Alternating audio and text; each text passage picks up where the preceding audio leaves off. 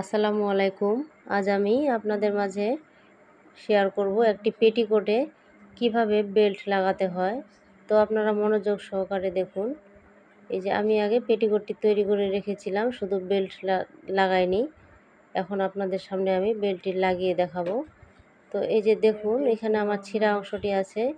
এটা আর এই বেল্ট একই রকম সমান হতে হবে।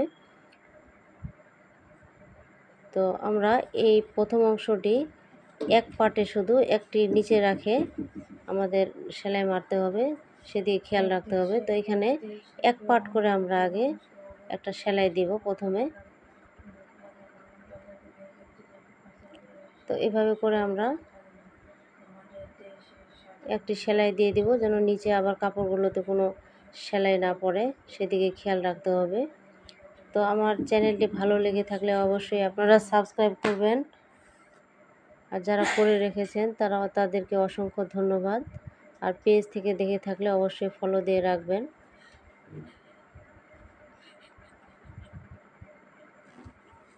তো আমরা এভাবে প্রথম সেলাইটা দিয়ে নিলাম, বুঝতে পারতেছেন।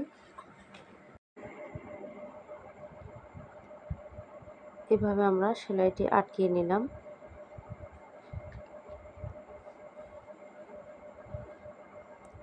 তো এখন আমরা এবার গোটাটা খুলে এভাবে করে মোড় দিয়ে এখন সেলাই নিব। এভাবে ভাঁজ ভেঙে দিব, দিয়ে আমরা সেলাইটা যেন না দেখা যায় সেদিকে খেয়াল রাখতে হবে।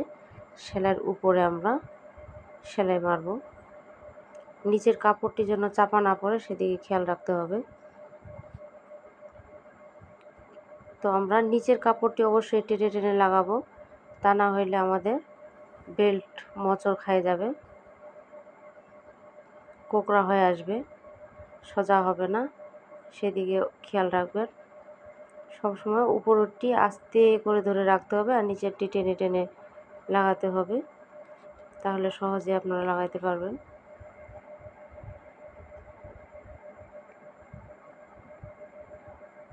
এই যে দেখুন, মনোযোগ সহকারে আপনারা স্কিপ না করে সম্পূর্ণ ভিডিওটা দেখুন। কোথাও না বুঝতে পারলে অবশ্যই আমাকে কমেন্টে জানাবেন। তো এখানে আমরা আরেকটি ডাবল সেলাই দিয়ে নিতে হবে। একটি সেলাই দিলাম,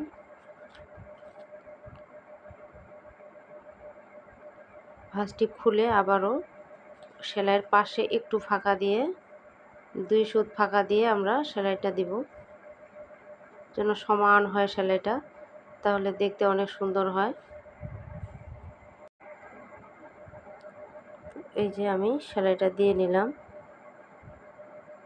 তো এখন দেখুন কেমন সুন্দর হয়েছে, একটু কোনোখানে কোকড়া বা জড়ো হয়ে যায়নি, মোচড় খায়নি।